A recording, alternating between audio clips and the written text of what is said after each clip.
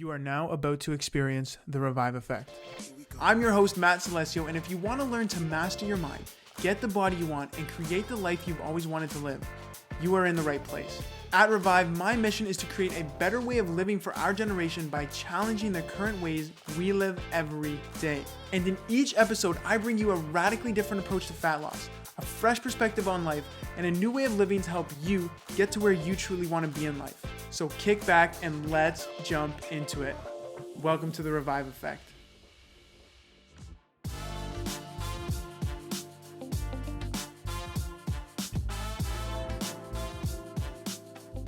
Okay, we can't keep living like this. We're eating foods that are slowly killing us. And we put our health on the back burner for a paycheck every single day. We surround ourselves with people who constantly bring us down, and we kill our planet by over-consuming material things, trying to live up to the BS scam that social media puts on us every day. Again, one of the biggest factors to our mental health problems. Now, instead of working towards the life that we say we want the most in the world or making a difference in the world, we seek distraction with mind-numbing TV marathons, alcohol, drugs, and whatever else comes your way. Now, I'll say it again. We can't keep living like this. And it's not a matter if we should or could. We need to create a better way of living for our generation. And this got me thinking the other day. It goes, why do people treat others so poorly? I finally came to the answer. How can you expect others to care about themselves? Or how can you expect others to care about other people if they don't even care about themselves? Why say a compliment to someone if you don't even compliment yourself? And why help out your coworkers if you don't even help yourself? Everything starts from right up here. From your beliefs to your negative self-talk to your limiting beliefs, you name it. Now, I believe the way you speak to yourself can truly change your lives for the better. And today we're going to dive in deep exactly how to do this with our very special guest, Taryn Young. Now, Taryn is the perfect person to talk about how to overcome limiting beliefs and negative self-talk because she has gone through that very same thing on her journey time and time again. Now, I think a lot of us, and especially myself, we're going to resonate with her story today and everything we adventure through as well. Now, Taryn is a first responder, and she's someone who battles that mental resilience every day, seeing disturbing scenes. And not only this, she had to undergo excruciating fitness tests to make it onto the front lines. So she is so easily able to talk about that inner ego, that self-critic, and those limiting beliefs and self-talk. Now, she is the host of her very own show, Taryn Talks, where she strives to teach people how fitness isn't easy and it's an everyday grind. And the thing that I love most about her is that she addresses the topics that she feels social media fitness and the fitness industry is lacking the most. I value transparency like you would not believe, and I love her for this because she keeps it so real. So Taryn, welcome to the RVIVE effect. Thank you so much. You are making me feel very humble and making me feel really great about myself today. So thank you. I'm really happy to be here. TYoungFit on Instagram. If you want to watch a Taryn talk, thank you so much for having me. And I'm so happy that my journey's brought me to being on podcasts and being able to give my journey to other people so we can chat about how to make our lives better right through here. That's it. Simple as can be. And Taryn's going to dive in so deep today. She's such a great speaker and she's such a great person as well. So what we're going to dive into today especially is why social media is the toxic reason behind your beliefs, your negative and limiting beliefs and self-talk. How to still love yourself along your journey even when you're not seeing those results. And finally, we're going to dive into why you don't acknowledge those negative self-talks, those negative beliefs. They'll never go away. So much great conversation coming up. Ladies and gentlemen, let's dive in. Let's go.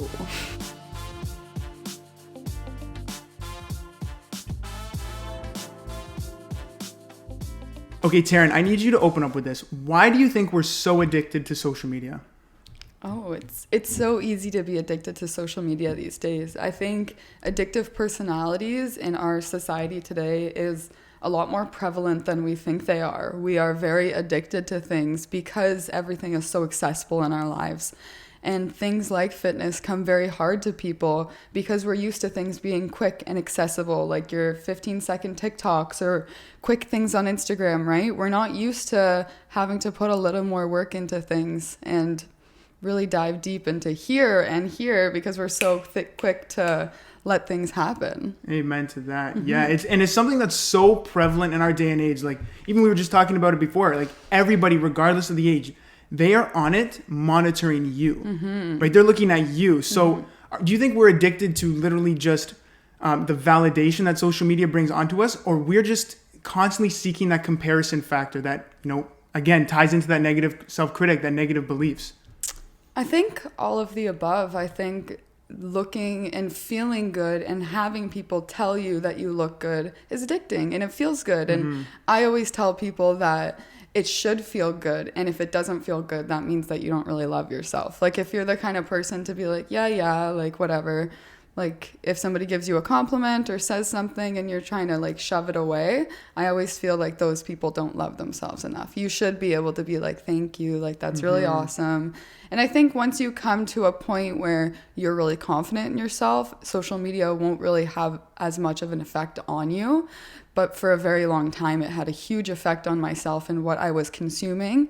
And I was really looking into other females and wondering, like, why don't I look exactly like her? But once I dove a little deeper into my own body and how it works, it really let me understand that I'm never going to be anybody else. And I'm never going to understand every single thing they do by just looking at their social media. I'm not going to get the same amount of sleep as them. I can't eat the same vitamins as them. Sure, I can try my very best, but I will never, ever be somebody else. And I think we're very quick on social media to think that we can be somebody else, when at the end of the day, if you're not going to love you and figure out that you're the only one at the end of the day, social media is just going to consume you. But I do think it can be powerful. I think we can use it in really good ways, like yourself and myself too.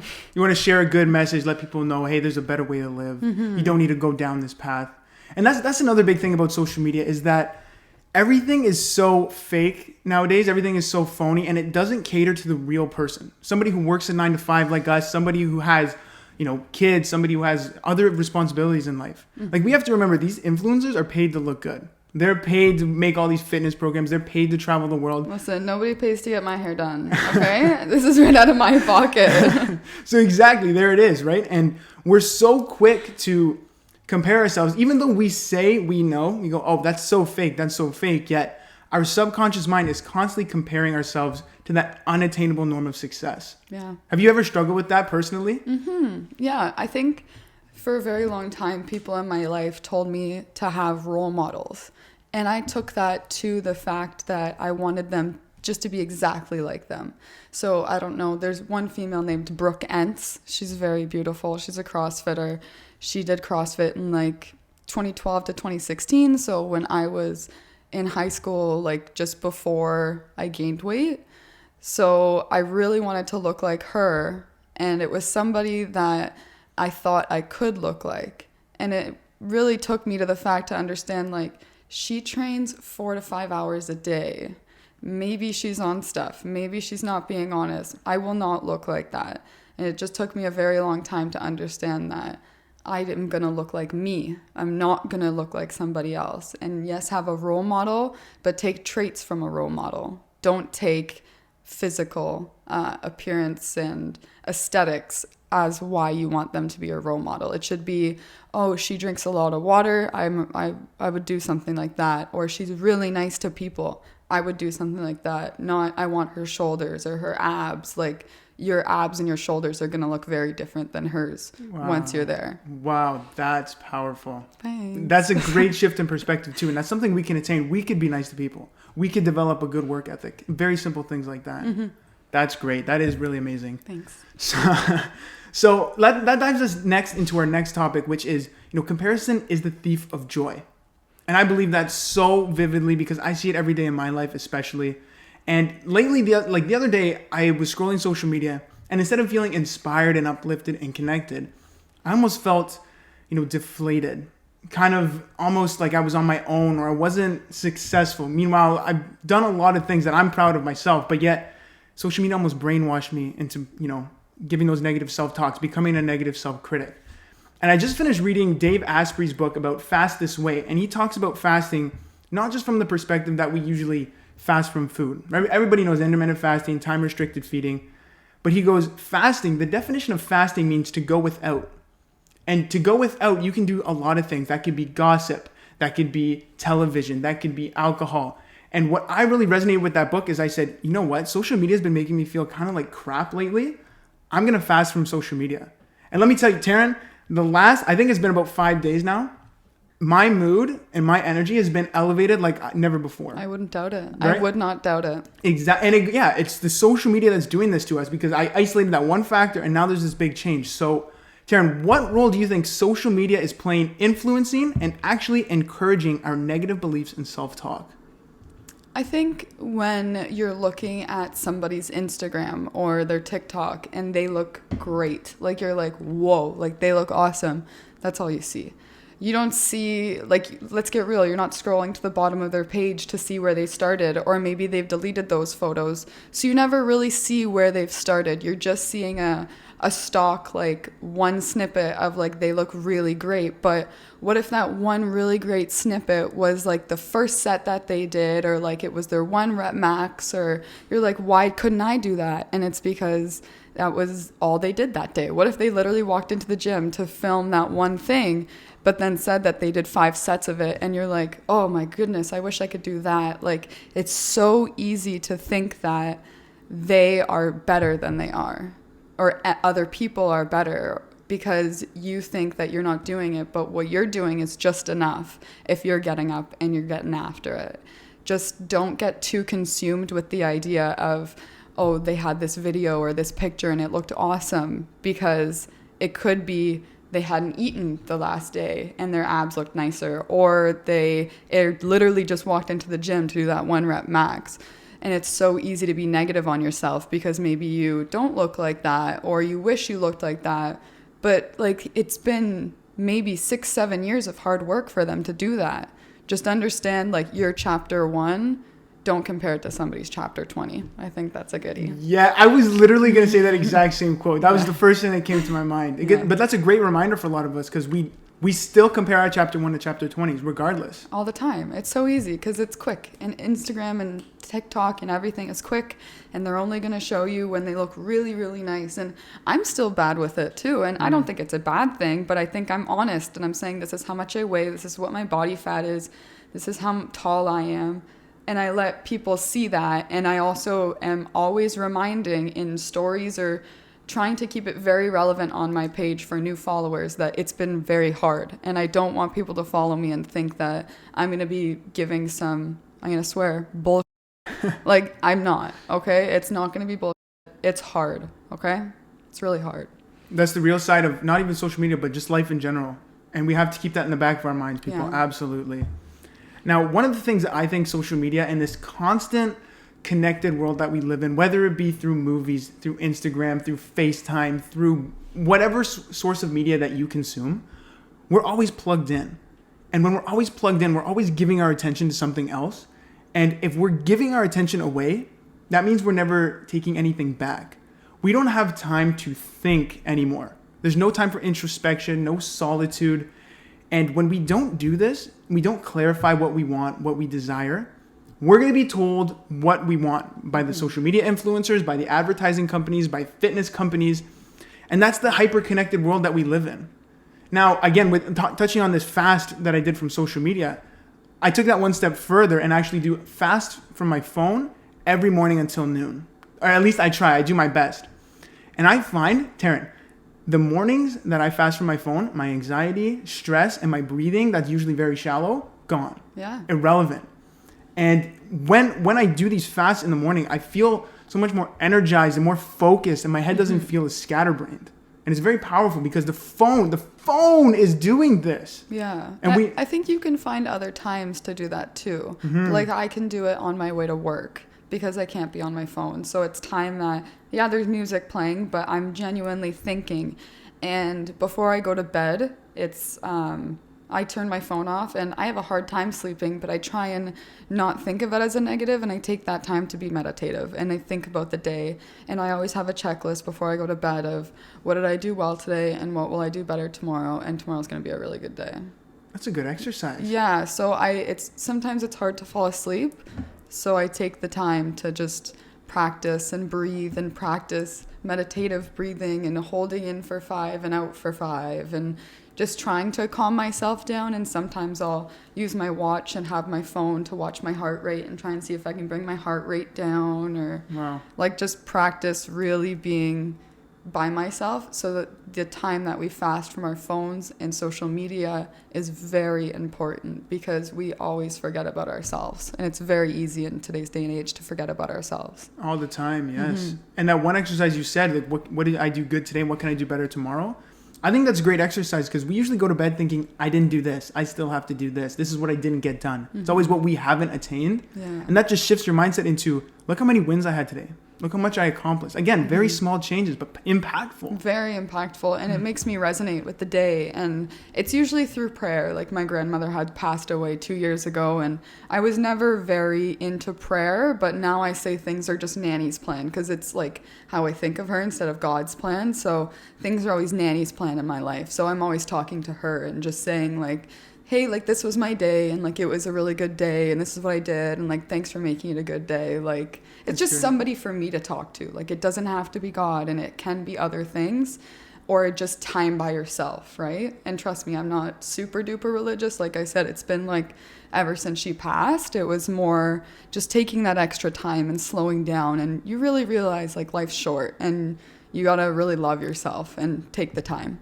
That's great. That's really great, Taryn. So now let me ask you one step further. How do you feel that the always plugged in culture has affected you? Let's go with that. Just you personally. Okay. The always plugged in culture has really affected me, just positively and negatively, because I think in any kind of first responding, you have to be pretty professional, and what you're posting online is very can be construed negatively and positively. So for a very long time, I took my Instagram very seriously, and I wouldn't post things that were really making me happy. I was posting the things that I thought were cool because everybody else was posting. And I was like, this is what's going to get me famous. Like, this is going to work. And I'm like posting what everybody else is posting and getting skinny and doing like HIIT workouts and jumping jacks, and like, yeah, I still do that stuff, but like it's different now, you know, right? Like, I was like very much trying to be somebody else on social media, and it took me a very long time to realize I don't have to be that serious, and it's only my job, and social media is completely separate, and if it makes me happy, I should do it the way I want to. So for a while it was very negative, but now it's turned positive as I've understood myself more and become more confident in myself. But for a while, it was very much like negative and trying to be other people. And if you scroll down my Instagram, you can find it. It's all there. I've never deleted anything. Have fun. No, but yeah, you make a great point. Like, even like we just spoke about, you're always plugged in. So your actions were almost manipulated into going down a certain path. Yeah. Because that's what you were seeing. Again, not the real Taryn, but what everybody else wanted you to be. Yeah, and now it's the real Taryn, guys. Like, I'll let you know, my stomach hurts every morning, and we'll talk about it, and we'll talk about how I get over it, and what supplements I liked, and how they worked, and how they didn't work, and what part of it sucks, and that it's really hard, and that these girls, like, jumping around and having their little dogs and their coffees, and, like, they're living their life. It's not how their life is every day. It's hard. I'm sure they go home and cry sometimes, too, okay? And that's what I'm trying to get.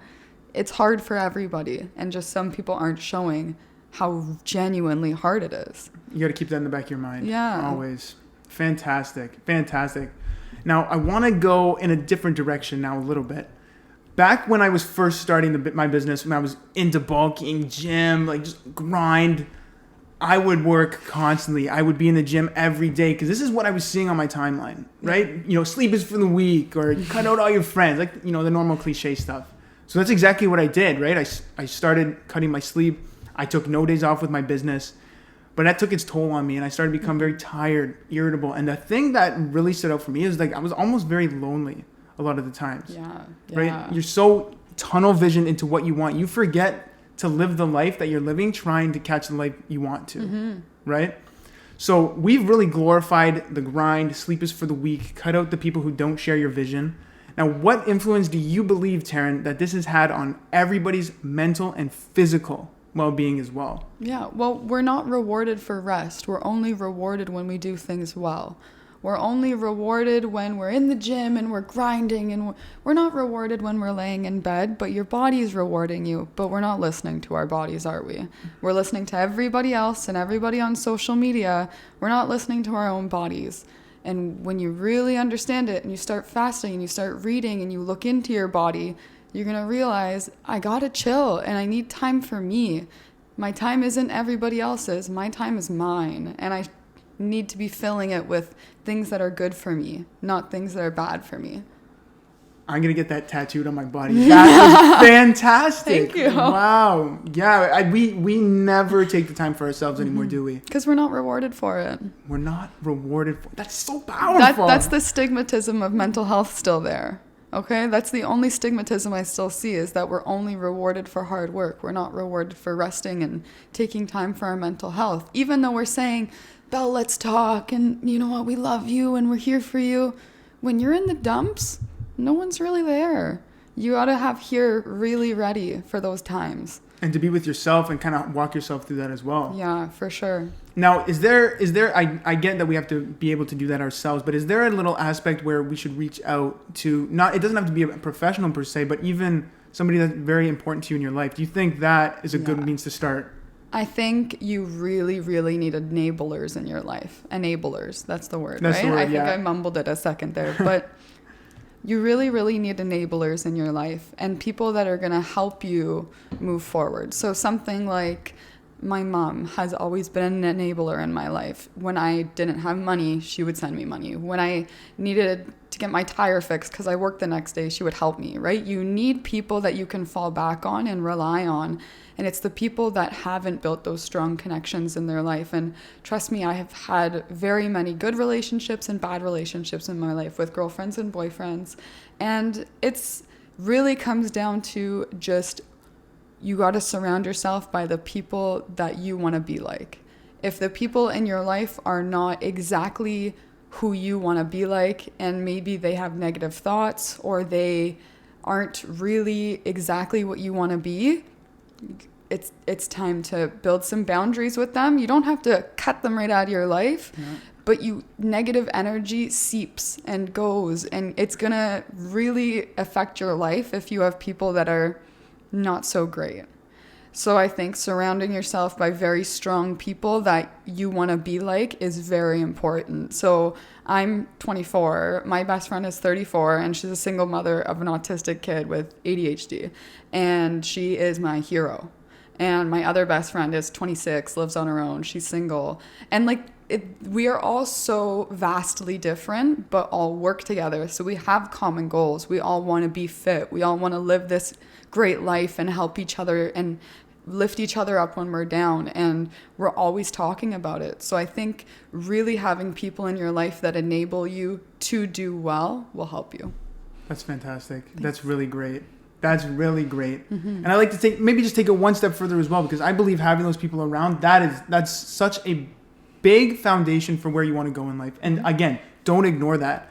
But if you can't find the people to surround yourself with, maybe you are surrounded with toxic people or people that bring you down, find some people who can hold the energy and hold the space for you to understand what you want to do, where you're coming from. So that way you're able to still connect on that level and still have the support that you need to move forward. Yeah, and it's hard when it's somebody like a parent. Maybe they're kind of negative.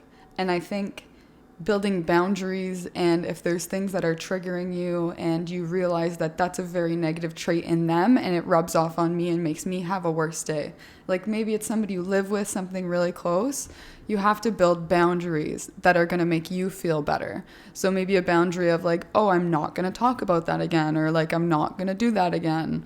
And you can't kick people out of your life, right? Sometimes it's sticky. So just build boundaries that are going to make you feel better and help you navigate the situation. Mm-hmm. That's fantastic. That's really great. Now, I was talking with a client of mine the other day, and what he said to me, just it really shined some light on kind of the things that I'm a little blind to. He was saying that he is so sick and tired of shredded influencers promoting their program or promoting the grind, saying everything's attainable. And then what he said next really stuck with me. He goes, show me a big guy getting after it. Show me a big guy in the gym. Show me a big guy on your plan, because if I'm that kind of guy, I'd like to see myself in his shoes. I don't resonate with you because you're jacked. Mm-hmm. I don't resonate with you because you're shredded. I resonate with the person who shares my lifestyle, my beliefs, and my work ethic. And I want to see that more often. And that made me think, social media, again, doesn't cater to the real person. Yeah. It caters to this facade, this made up belief, or this made up reality that we're all creating. And it really made me think about when I was first starting Revive. This is back before I launched, way back before I launched, maybe 2 years ago. And I remember when I was going to drop, like, you know, you launched that picture, like, hey, this is out, this is what I've been working on, right? Yeah, right? Everybody's excited. Like, I was looking so forward to that day. And I remember it so clear because I was living at my uncle's house at the time. And this is the time of lockdown, COVID. Like, nobody was able to go anywhere. And he had a home gym. Mm-hmm. And I go, I'm going to work out so hard for 6 months. I'm going to get so jacked. And I'm going to post a shirtless picture, grab all this attention, and put it out so that way people know, hey, Revive is here. Yeah. Now, at that time, I kind of went towards a vegan lifestyle. So I didn't eat a lot of meat, a lot of protein, or maybe not as much protein. But I guess I didn't end up getting as jacked as I thought because I didn't really know how to eat properly. Mm-hmm. So I was looking at a lot of the influencers on my social media feed. I'm like, these guys are so jacked and so strong. And then I look at myself in the mirror and I go, I don't look like that. So I actually, out of just sheer insecurity, I didn't post the picture. Yeah. I took the picture. Mind you, I still looked pretty good. I was in shape, healthy. But because I was living the social media lifestyle, gone. I didn't post the picture. And that's so toxic. It's so toxic. It's so toxic that, like, you don't feel confident enough to post to people that supposedly like you. They like your stuff. But you are, like, nervous to post things even though they like you and they follow you. You're so nervous to post things. I get that as well. It's weird. It's this weird mind. Yeah, even after you do all the hard work and you go, I've made so much progress, still just cut it. Doesn't live up. And I think there's such a weird difference between being cocky and confident. We're going to touch on that later. Don't dive into that just yet. That's a legit question. What I want to ask you now to wrap up this section, though, Taryn, is you always speak, and this is what I love about you the most, is you always speak about how mainstream media and social media fitness is lacking something. It's lacking that truth, that substance. So very, very quickly and concisely, could you dive deep into what that means for you? The very simple gist of it is I look at somebody's Instagram page. Maybe I saw them on the Explore page. I press their picture. I press their Instagram. And it looks like a very, very happy time. And it's never, ever going to look like a sad time. I don't think anybody really is going to post on their Instagram and say, this is a hard day, like, this is really bad. I'm sure there are people out there, but it's far and few. And the majority of people are posting, this is easy, come on, 8 weeks, let's go, boys. Like, it's forever. And people aren't really telling people that. So I'm really just trying to fill the gap of what I wish I knew when I started and understanding that it's not easy, even a little bit. Yeah, and we always forget that, right? We're so conditioned for that instant gratification. Oh, 30-day shred. I can't stand how many 30-day shred programs are out there. And then they're like, oh, it starts next week. Oh, always starts next week. Always starts next week. Just start now. Yeah, it's ridiculous. Yeah, for sure. Yeah.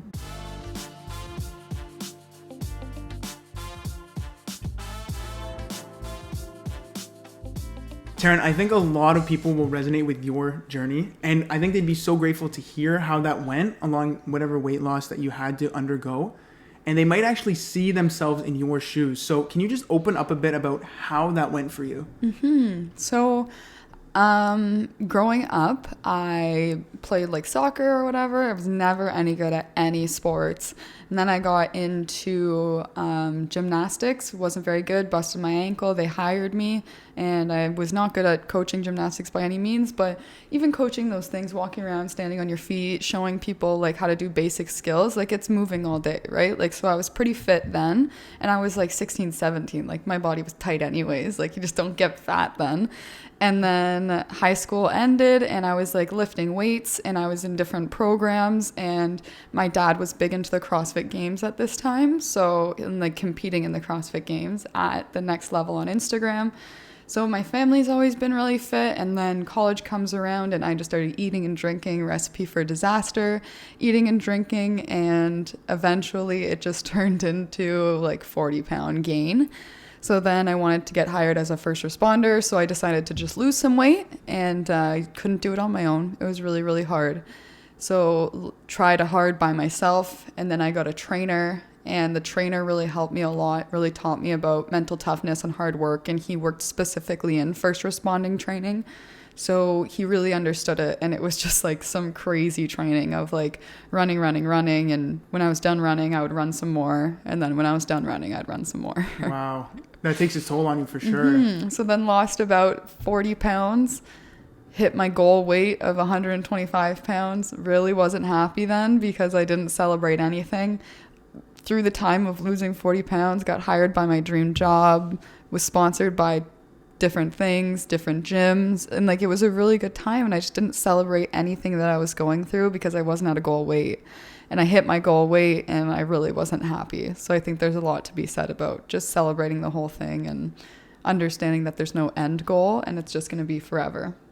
Yeah, absolutely. Absolutely. And it's funny you bring that up too when you said you got to your goal weight and you weren't happy, because that is the one point of your story that I was watching on your Taryn Talk that I singled out to kind of dive a little deeper with you on. So you said you got to your goal weight, but you still weren't happy. Yeah. And you believe that's because you didn't celebrate the things along the way. So like, what would those things, those successes along the way look like for you personally?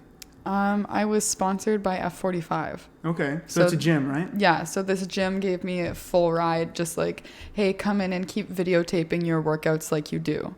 And it was just like the first time I was like, whoa, like this is really cool. But I still wasn't 125 pounds. So like, I didn't really think that was a big deal. But looking back at that now, I'm like, the gym's like $250 a month and I was getting it for free. That's a real win right there. It was like ridiculous, and it was so nice, and they were so nice to me and like giving me free stuff, and like we're just so thankful. And to be honest with you, I don't think they'll watch this, but I don't think anybody went to the gym because of what I posted. Why? Because they just didn't. Oh, just because, yeah, you just think, okay, some girls posting a workout, that was it. Like, because I didn't think it was a very big deal. So that was one of them. I got hired as the dream job. Like, the reason I was losing the weight to get hired as this job. So I got hired, and I was just like, all right, like, time to put on my work boots and go. Like, brushed it off almost. Yeah, I didn't really celebrate it. It was also kind of during COVID, so it wasn't really like I could have like a big party or something. And like my stepbrother works in the same job, and when he got hired, he had like this big party and like a cake, and like I just didn't do any of that. Like I was just like, meh, like I'm still not what I want to look like.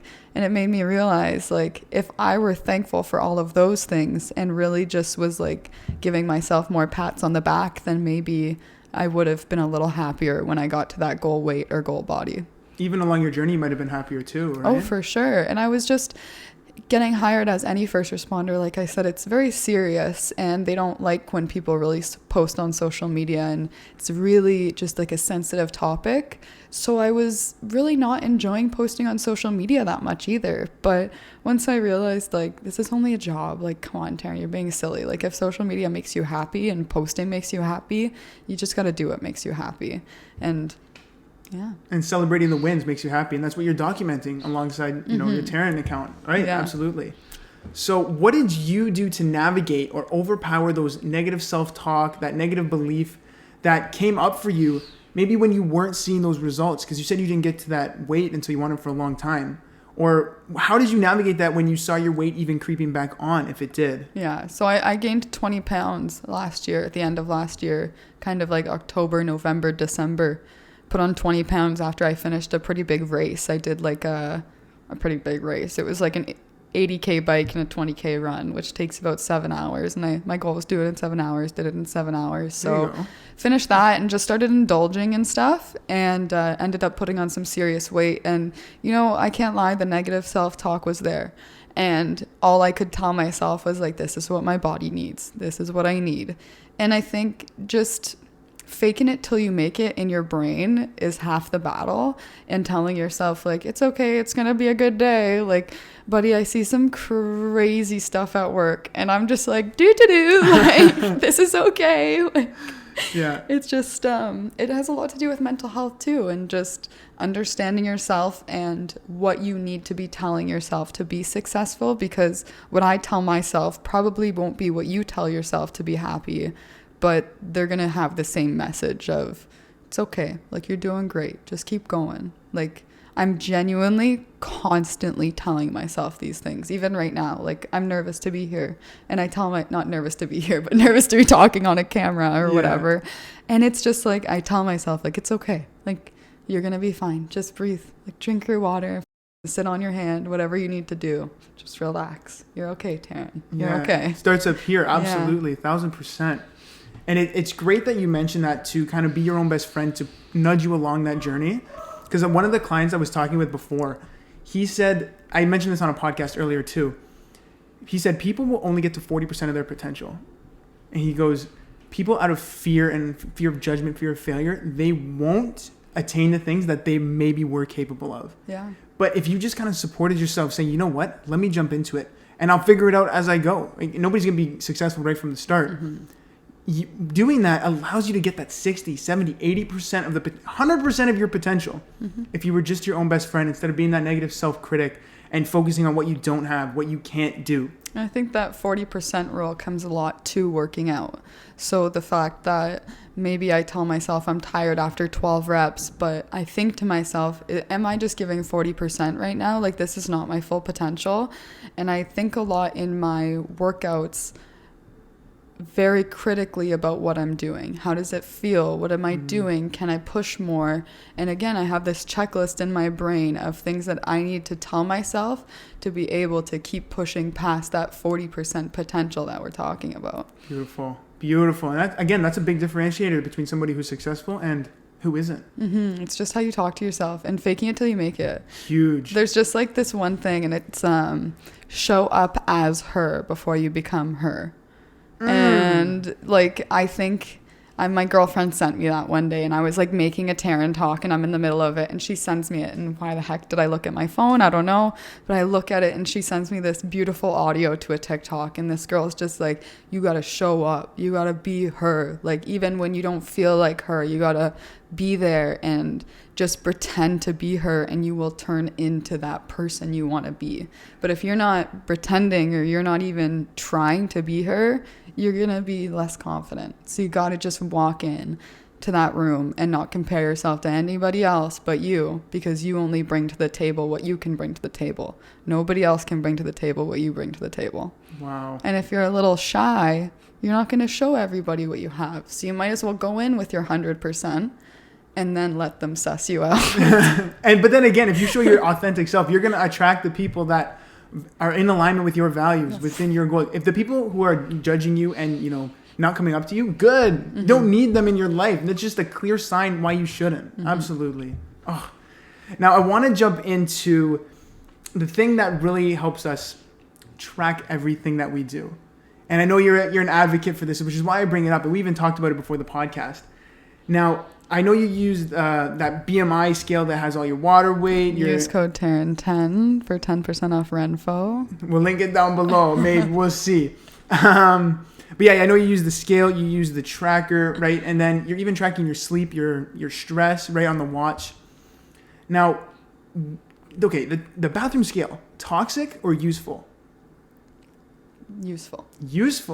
Used to be toxic when I didn't have one that told me everything. So it was very toxic when I stepped on a scale and it just showed me a number, because maybe I had my period next week, or maybe I drank a lot of water last night, or maybe my body's holding on to water differently because of the new supplements I'm trying, or whatever it is. But this scale tells me that, and it's going to tell me if it's fat or if it's muscle. It's going to tell me if it's like water, if it's fat-free body water. Like, there's so many different factors that go into why you're gaining and losing weight. And when you can hook up the idea of the fitness tracker here and the scale and my fitness pal, you can say, oh, I've gained weight because I ate like crap yesterday and I didn't work out the last 2 days. So you can look at all these apps on your phone, and it just helps me understand a lot more what's going on, rather than just seeing a number going up and down. There's way more factors that go into it, and really help me understand why my body looks the way it does. And in conjunction with photos and videos as well. So I can say, I look back in my camera roll and I really liked the way I looked maybe June 2020.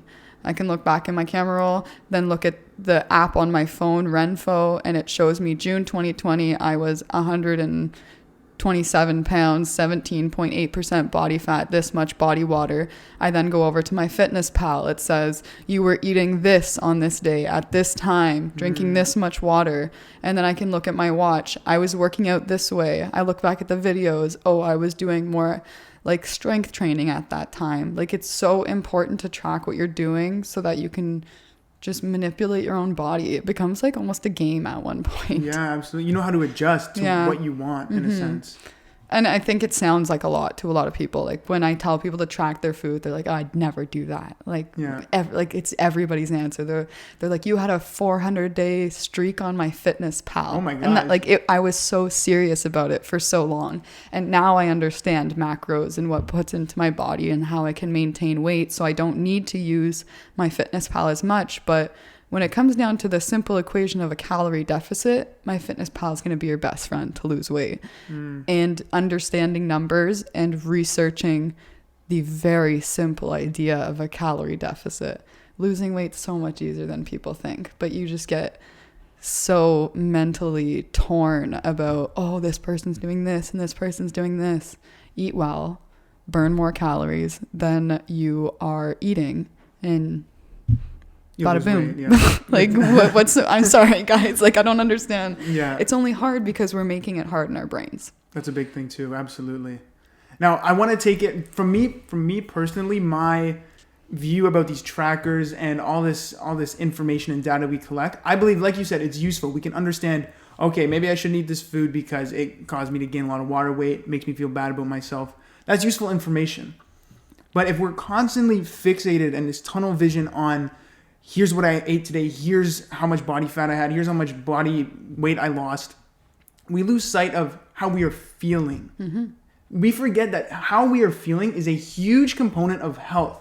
Are you less inflamed? Do you have more energy? How are you sleeping? How is your mood? Are you able to connect with people so you have a social connection? There's other factors of fitness, and I believe that if we're so indoctrinated with this belief that we have to count every calorie, count everything we do, track everything, we lose sight of how we feel, and we're told how we feel by these trackers. Yeah. So Taryn, how can someone not let the number on the scale consume them so they stop feeling discouraged and broken, and so that they can stay confident and inspired to continue? I know one of my bosses will watch this video. Hi, thank you for watching, because he's awesome and he's been really great throughout the whole journey. And he told me at one point, he's like, ditch the scale, kid. Like, because he saw me being fixated on it. And at one point I was a little more into it, I think, and like weighing myself every day. I think if you have a scale, pick, like, maybe you're going to do it quarterly or you're going to do it monthly. You're not going to do it every day. And he always told me, he said, kid, ditch the scale. Like, look in the mirror. If you like what you see in the mirror and you like how you feel in the gym, you're doing just fine. Boom. Boom, right there. So he deserves a big shout out. You're awesome. You're Shout a great out. guy. There Big shout out to that boss. He knows who he is. No, that's a great perspective shift, that we're not fixated on that number. Again, even myself personally, my clients, the scale isn't budging. I fixate on that so much more, and sometimes I forget to ask, hey, you dropped a pant size. You're working out Big in the ups. gym, yeah. Ooh. But then again, we're blind to it. Even myself personally, and this is the industry that I'm in. So don't feel like you're isolated. Don't feel like you're alone.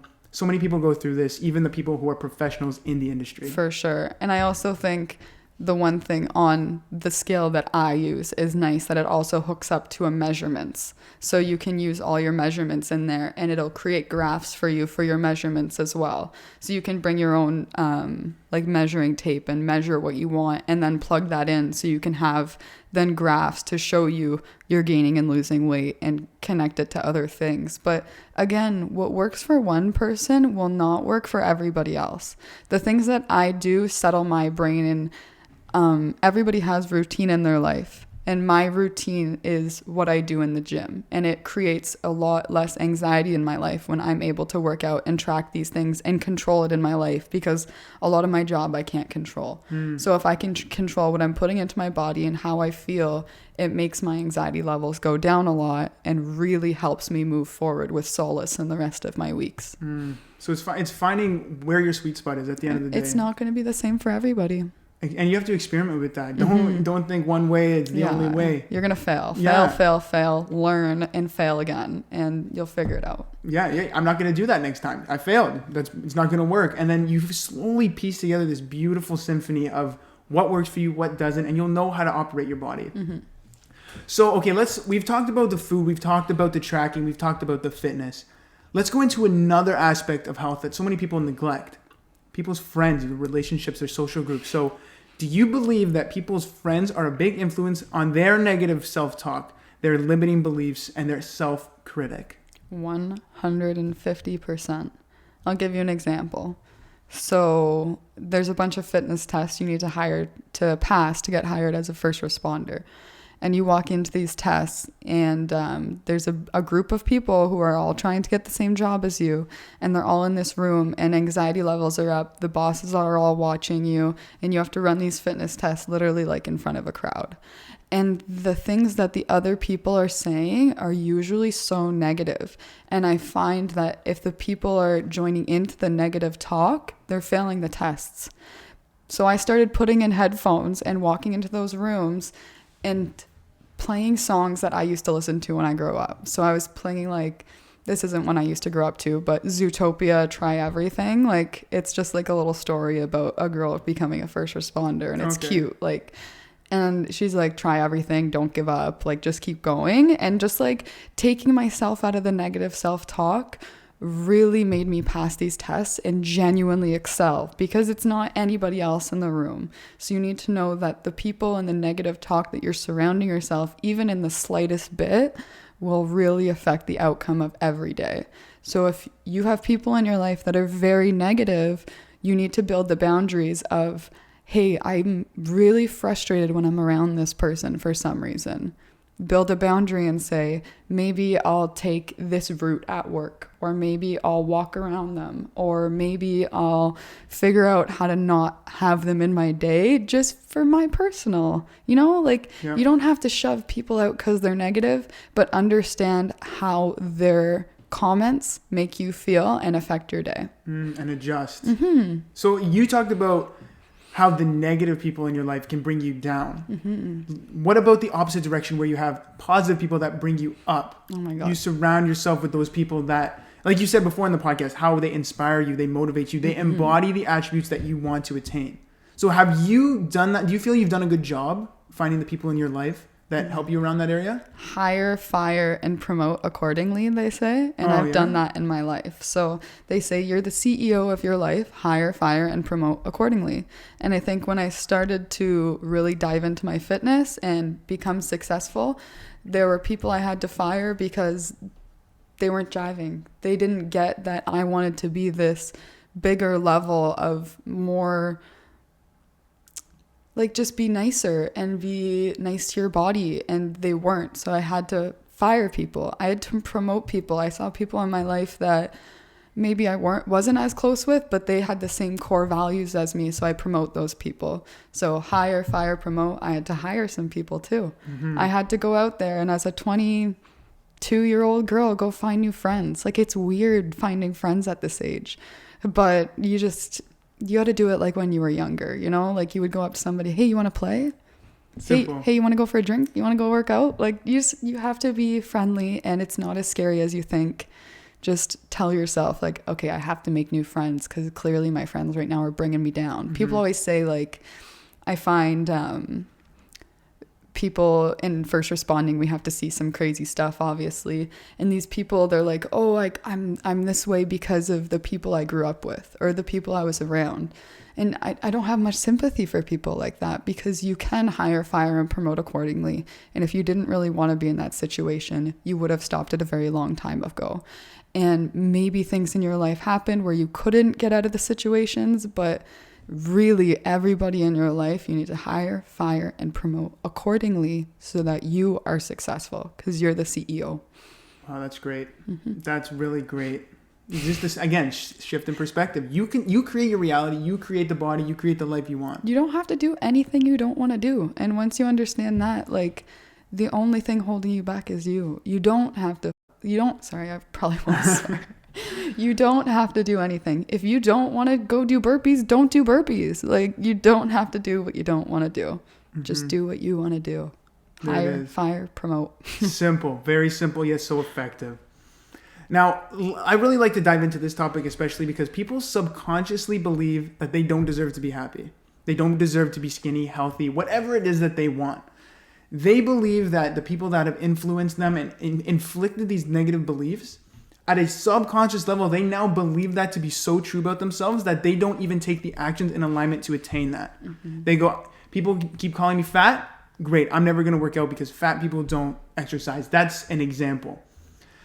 But when these thoughts come, you can't just brush them off. You can't just say, oh, I'm fat, and then move on. Oh, I'm ugly, move on.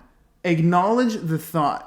Because if you acknowledge the thought, you stop it dead in its tracks before it comes and it does that whole negative cascade in your body, how you're feeling, and those actions that you take.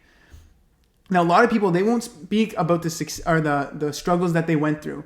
Okay? You need to understand that in the back of their story or their journey or whatever it was, they struggled too. And if they hadn't got to where they attained, that's why they are inflicting that negative self-talk, that negative belief, because they are feeling that and they're seeing you make those strides and they say, I need to bring them down so they stay here.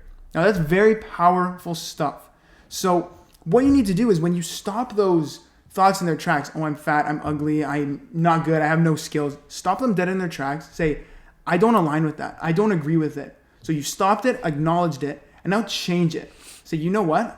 I'm working towards becoming the best me. I'm working towards becoming a happier me, a fitter me. And honestly, be your best friend. Be so confident or cocky that you are your own biggest hype man or hype woman. Yeah. Of course. Hype person. Hype person. Exactly. So Taryn, can you explain, this is where we're going to dive into it. Can you explain the difference between being cocky and being proud of yourself? I struggled with this so much because it's frowned upon to be cocky, but you're supposed to be proud of yourself. And it's such a fine line between telling your friends like, hey, I've lost 5 pounds, but that friend just gained 10 pounds, right? Like, not everybody's going to want to hear your successes, but you want to get them out, right? Like, you should be proud of yourself. And I struggled with towing that line for a long time. And I think when you start surrounding yourself with the people that are also doing the same things as you, it's going to be easier for you to be proud of yourself because they're doing the same things. And it's not like you're going to feel like you can't tell them that you lost 5 pounds because you think they're going to be self-conscious. You need friends that are going to love them, and you need to teach your friends how to love themselves. Because if you're not your best friend and you're not your own hype person, you're probably not going to do very well. Like, it's just going to be very hard to love anybody else before you love yourself, right? And that even goes back to what you said right at the beginning, was celebrate those wins. And if you can't bring that forth in a conversation with somebody, you're not celebrating wins. You're just pushing it off. Like you said in your story as well, just brush it off. I'm not at my goal weight, or, you know, they can't hold the space, I'm not going to say it, and then it's gone forever. Yeah. And you forget. So I think having people that are going to be supportive of your wins too, because I think a lot of us are listening to this and are like, yeah, I know the friend. Like, I know the one right now. I know the one I can't tell these things to, or I can't celebrate my wins. But those are people you don't need in your life. Those are people that you need to create those boundaries, because you need people that you can be so proud of what's going on. Because my girlfriends, let me tell you, they are the most supportive people in the world. And they support my fitness page. They're always my first like. They're always my first comment. They're always buying the things that I have, because they know it's what makes me happy and they want to celebrate it with me. So find the people in your life that are going to celebrate with you, and it's going to make the line of cocky and confident a little less blurry. And more manageable, for sure. That's great advice. That is really great advice. Now, to wrap up this section, one of my buddies the other day, he was talking to me and he just gave me this beautiful insight into when you're going through that struggle. Now, he said, maybe the struggle you're going through right now is the growth you need to experience to get to where you want to be. Think about that for a second. The pain and the struggle that you're going through right now is shaping you into the person that you need to be. All that hardship and knowledge and knowing how to operate that situation that you're going through, maybe that's the exact skill set you need to succeed in the position that you're going to be. Okay? And he always said, if you're seeing somebody who is struggling in a situation, and this is one of the reasons I've always wanted to make a lot of money, so I can help people in negative situations. You know, they can't eat healthy food. They can't stay warm. Mm-hmm. I would love to just dish off 10 grand and say, you know what? Here you go. Take care of yourself. You're a good man. I'd take that 10 grand and mama's getting a new pair of shoes, baby. Well, the shoes are next. Absolutely. That's why you need 20 grand. No, but he says, you can't pull somebody out of a situation because you feel bad. He goes, take somebody who's broke, for example. He goes, you give that guy 10 grand, he builds no financial skills, he builds no saving skills, he builds no work ethic skills. Mm-hmm. He needs to work through all of that hardship to develop the mental resilience, the spiritual resilience, and the skill set to navigate his life accordingly. Right? You give a broke man 10 grand, it's gone. But you give a millionaire 10 grand, he'll turn it into more millions. Oh, for sure. Because they have that skill set, So I'll leave you with this when we wrap up this section. Life is a classroom. Okay, and every day is a lesson. You as the student, it's your job to learn something new, adjust your life accordingly, and get to where you want to be. Mm-hmm.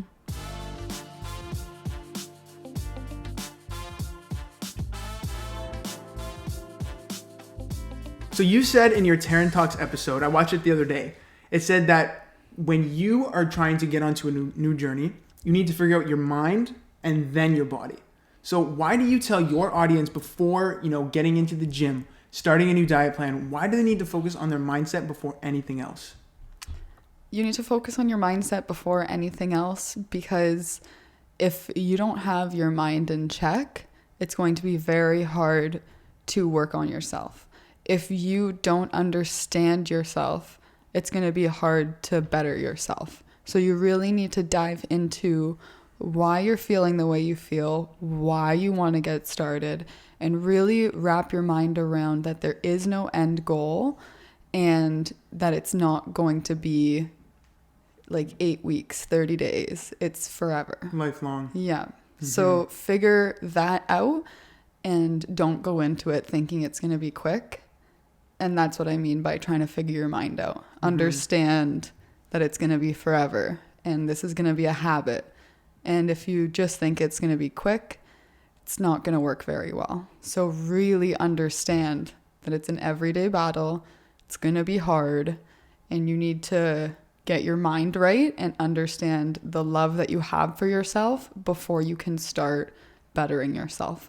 There it is. Yes. And one of the biggest things I took away from you right there was when you said, understand, what you want specifically. So it's finding that clarity about why the heck are you starting this weight loss journey? Is it for acknowledgement on your social account? Is it to make your boyfriend happy? If it is, that's what it is. Hey, you got to figure it out though. But a lot of people just jump into these programs like, oh, I need to get shredded because I'm seeing ads for the shredded program. Or I have a vacation in 2 months. That's it. Yes. And oh my God, thank you for bringing that up. Actually, I always talk about that, having these time-bound goals. Like you say, okay, I got a wedding. Let me say a story with one of the people, because this is getting me so excited. Good. Let me say a story that I heard when I was at a dinner party. I think it was about 6-7 months ago. And I was talking to this one girl. She was saying, oh, I'm trying out this new program. I'm so excited to get into it. And she told me she lost 50 pounds on the program. I'm going, holy crap, like 50 pounds. I go, what was it? She goes, oh yeah, all I had to do was work out for an hour and a half every day. She goes, all I can eat was meat and vegetables with no seasoning. And here I am 50 pounds lighter. And I'm going, well, first of all, that sounds awful. Yeah. Just eating meat and vegetables with no flavor. Oh my goodness. Yeah. So I asked her, how did that feel going through that? She goes, it was the worst time of my life. And I go, so why the heck would you put yourself through that? And she goes, oh, I actually had a wedding I needed to go to, and I bought a dress that I wanted to fit in. And then she was showing me the pictures at the wedding. I go, oh, it's fantastic. You hit your goal. But then I asked her, because sometimes I push a little too far. I go, so like, how does the dress still fit? Because I know how these things go. I know that people gain weight after the diet, or they gain it back. She goes, oh yeah, it doesn't fit. I actually gained back 25 pounds. So I go, you put yourself through all that strenuous exercise and that deprivation of food, and you're almost back to where you started. And again, she didn't have clarity on what she wanted to do, how she wanted her life to look like. She just wanted that time-bound goal of, I need to get in shape for 6 weeks, and then I'm good for life. Yeah.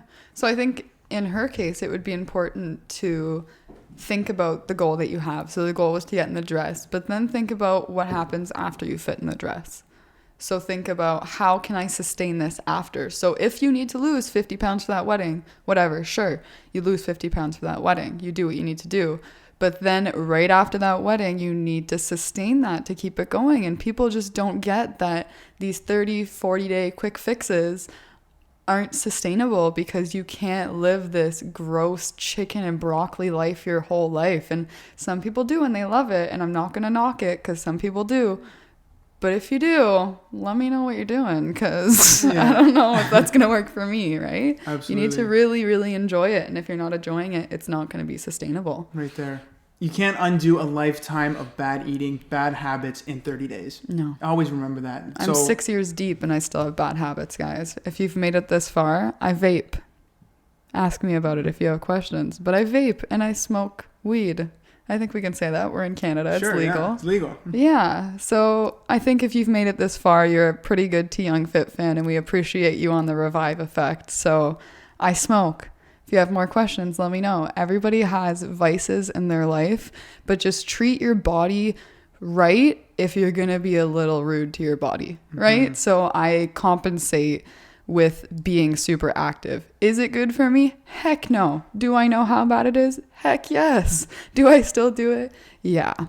Why? Because I'm a human being and we all have things that we need to work on, and maybe that's something I need to work on. Not perfect. Nobody is. But again, it's finding that balance. Like you said, you're still maintaining a healthy lifestyle as much as you can, right? Yeah. And that's huge. And I think a lot of people that will get the imposter syndrome, in that I'm very fit. I can't tell my followers I smoke. Like, they're going to think that I'm not reliable anymore, or that they, like, you think that these big influencers don't go party and blow it up their nose? You're lying to yourself. Sorry. Yeah. Like, they have bad days too. They have days that they probably drink too. Like, they're just not showing you on their fit page. But that's my little rant for the day. You got to keep that in the back of your mind again, folks, of course. Now, let's bring it back towards this negative self-talk, this negative self-critic. Now, I remember in one of your Taryn talks, you said that you couldn't pass your fitness test because of your health, for that dream job, right? You got to your goal weight, you did the race, yada, yada, yada, gained it all back, and, you kind of had this negative journey. So how much of a role do you feel that your negative self-talk and negative beliefs played in you gaining your weight back? I think it played a lot, because when I was gaining the weight back, I also had COVID really badly. So it was very easy to spiral down into this negative self-talk. And although I was trying to positive self-talk, sometimes the negative thoughts are loud, and I get that. And they can be very loud sometimes when life feels like it's crashing down on you. But you have to understand that those little times that you're having a negative self-talk, and you even say, like, I'm proud of you. Like, just tell yourself something so little. The little tiny things that you're telling yourself will accumulate into success. So because I kept telling myself, like, it's okay, like, just as I was slipping back into gaining weight, I just kept telling myself, like, this is what I need. My body needs the break. I'd been working for like 5.5 years straight working out. My body needed a break. And I think when I wrapped my mind around that and tried to get the negative self-talk out by feeding myself a little bit better energy, it really helped me understand that this is what I need. This is what my body needs. Yes. And so you took that step back. We talked about that always plugged in, always go, tunnel vision. But once you took that step back, you said, here's how I need to adjust. And then you slowly started giving yourself that self-love, that better self-talk. And it was really hard because I've been active on my social media since 2019. And I feel like I've only been rewarded for losing weight. And I've been gaining followers because I've lost weight. And now it was hard for me to post, and like, I knew I was 20 pounds heavier, but I hadn't like brought it out to my followers yet. And maybe I was like trying to like angle myself to make it look like I wasn't as heavy. But then I was like, why am I trying to hide this? This is my Instagram. This is how I want to tell people. And I need to tell people that I gained weight and it didn't hinder me. Like, look at me now. Like, it's fine. Like, gaining weight is what you need sometimes. When you get to such a low weight, you're gonna need to bulk back up if you want to look bigger or stronger, right? And I just turned my mindset from I gained 20 pounds to I did a 20-pound bulk, right? Just makes it a little easier in your mind. So just be really, really nice to yourself if you're slipping back, even when the negative self-talk's really loud. Absolutely, yes. And I'm so glad you said that the negative self-talk is loud, because that dives us right into one of the articles I was reading. It was by Dr. Laurie Santos. And when she talked about this, I go, it makes so much sense, yet it's so simple, yet we are so succumb to it every day.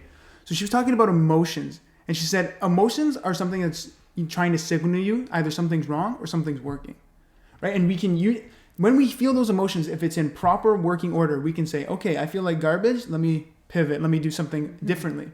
Or if I'm feeling good, oh, I like this. Let me get more of this into my life. And that makes sense. It's a very simplistic way that emotions work.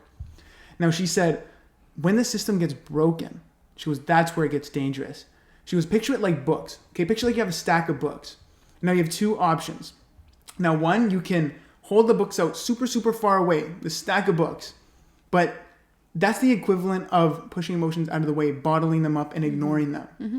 And if you've ever held books out this far for more than a minute, it starts to hurt. It starts to really hurt. Your arm starts to get weighed down, and eventually it just crumbles. You just give up. And that's when you're pushing those emotions down, that negative self-talk, those limiting beliefs. If you're never acknowledging them, it's just going to get to the point one day where you crumble and you can't make the change for the better. You don't get that emotional signal in your head to say, this is something that needs to change. And it's become so normalized in your life that you think this is how normal feels. Mm-hmm. Meanwhile, it's so different, right? But then she also said, on the flip side, sometimes you're holding your emotions in the books so close to you that you can't read them. You can't see the words. And that's the equivalent of the emotion saying, if you're holding your emotions too close and that's all you're fixated on, you can't see any of the opportunity around you to adjust it. Yeah. And that's powerful. That's really, really powerful. So can you tell someone, or what would you tell someone who knows they've been bottling up emotions or they've been pushing those negative beliefs aside so they don't have to face them? How would you tell them to overcome that? Cry. Cry. Hit your pillow. Like, get it all out. Like, there's no other way to get through emotion than feeling it. And when I know I need to cry, watch out, because I am going to let it all out. And because if I don't feel it then, I'm going to feel it like 2-3 hours later when I'm in the gym and I don't want to be feeling it. So feel your emotions, honor how you are feeling. Think about it logically after. So same with the dress scenario. So she go fit into her dress. Okay, I'm really upset. I just finished that temper tantrum, literally. Finish your temper tantrum, then think logically. Because sometimes emotionally you can't think logically. So once you're done your temper tantrum by yourself with nobody else in a safe environment, talk to yourself and say, all right, like, what do we need to do to make this not happen again? How am I going to adjust tomorrow? Am I tired? That's why I'm feeling this way. Am I feeling this way because of what somebody said? Do I need to build stronger boundaries so I don't feel like this again? Just feel the emotion, honor it, and then think logically about it going backwards. I love that. Mm-hmm. Okay, so now let's flip it on the flip side. What would you tell someone who knows they've been holding their emotions and negative beliefs too close and they feel like they can't get out of their own head? How can they overcome those emotions? Fake it. Fake it. Just pretend. Just pretend you're a little happier. And it sounds so much easier said than done, because when that negative talk is so loud, there is nothing else you can think but negative. But try to just keep torpedoing happy stuff in there. Mm-hmm. And eventually it'll happen. So fake it. Show up with a smile.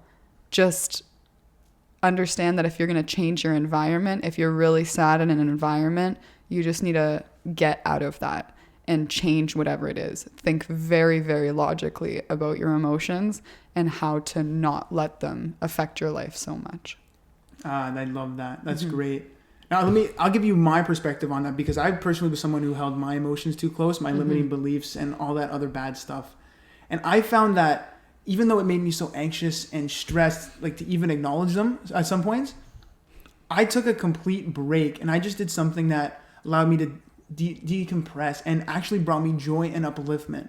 So what that does is it pulls you out of that stressful emotional state and it puts you into a more calming, more fluent energy almost. So that way, the next time that you do come back to the table and you address these emotions, you're in a much more calm, cool, collected state. It's very powerful. And like for me, it's music. Like that's one thing I do. The vinyl room is right over there. Yeah. I go lock the doors, put on the vinyl, and I just close my eyes and I go, let the music hit me. And then I face the emotions. Then I come back to it. But listen, if you're not self-aware, you're not going to be able to have that time by yourself. Because if you told me 2-3 years ago, like, oh, Taryn, just talk positively to yourself, I'd be like, bull crap. Like, that doesn't work. That's never going to work. Because I was so in a negative mind space. You're not going to know what works for you if you don't try. Just try to talk to yourself better and just see how it changes your life. Please. It's just a little thing and it'll really help. Take the extra time and do things for yourself, like listening to vinyl. Mine is working out. Yeah, everybody's got their own, right? Yeah, mine's different. Working out and chilling and smoking pot. Hey, everybody's got their thing they love. That's great. That's really great. So, okay, to wrap up this episode, to wrap it up so beautifully, let me hit you with one last question. Okay. Let's say our listeners, they have faced their negative self-talk. They have faced their negative beliefs. Now, what steps can they take to get to where they want to be, to truly become the person they want and to attract the body and life they want? Surround yourself by the most amazing people. Be with people that are going to uplift you. And if anybody in your life is bringing you down, it's not going to help you drive forward. Look logically at the things around you and how they are affecting you, whether that be social media, the people in your life, the things you do for a living, the things that you do every day, your routine. If it's not working, adjust it to you because you're the only one that knows what's going to work for you.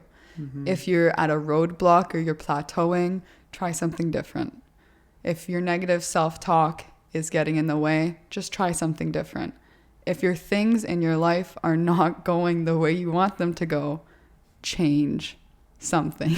You have the power to change it, right? Yeah. Nobody's coming to save you, right? Like everybody hears that Mel Robbins thing. Yeah. Do it. Got to take action yourself. Yeah. And change figure something. it out. Yeah. It's your journey. Make it your journey. Nobody's going to be able to face it the way you're going to face it. So bring your own uniqueness to the table. Be yourself and understand that everyone else's journey is not going to be perfect for you because it's your journey. It's your body. You're more unique than you'll ever know. And your mind is so much stronger than your body. Just remember that. Beautiful. I love it. Ladies and gentlemen, Taryn Young, thank you for coming on the show, Taryn. Where can our audience find you if they want to listen to your Taryn Talks or connect with you on social? Yeah, it's T Young Fit. So TYOUNGGFIT on Instagram. I'm also on TikTok at T Young, TYOUNGG.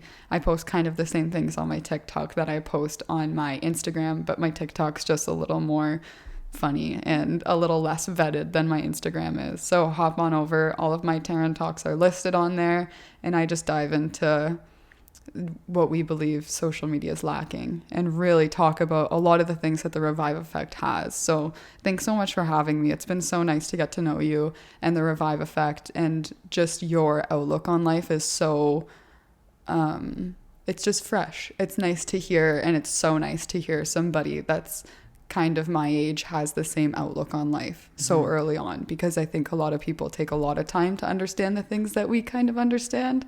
And I'm thankful that we can share it with other people. So thank you for having me. No, thank you for coming out. We're so grateful to have you. Ladies and gentlemen, Taryn Young. Thank you, guys. All right. Thank you so much for listening. I'm so glad you stuck around to the end, and I'm so grateful that you took the opportunity and your time to spend it here with me at the Revive Effect. So if you like what you heard today, please, I ask that you share this podcast with somebody who needs to hear the information. Or even if you did like it, please subscribe, give us a like, give us a comment, even email us and tell us what you liked about the podcast. We appreciate you so much for tuning in. And if you like what you heard today, again, don't be afraid to visit our website, RVIVE Official, reviveofficial.ca, to learn more and keep up with all the latest and greatest things that we are doing today. If you are someone who is feeling insecure, they're unhappy, unhealthy, and stuck in fear, I've created the Revive Effect and my company Revive in order to transform you into somebody who is the fitter, healthier, happier you, who is more confident than they've ever been in their entire lives, and who's driven and hungry for growth every day and actually wakes up energized and happy. So give a look over to our website, because that's where you're going to find all the latest and greatest information and tools and resources in order for you to attain that and make that vision of yours a reality. So I'm Matt Celestio. Thank you again for tuning in. We'll see you in a couple weeks here on the Revive Effect podcast.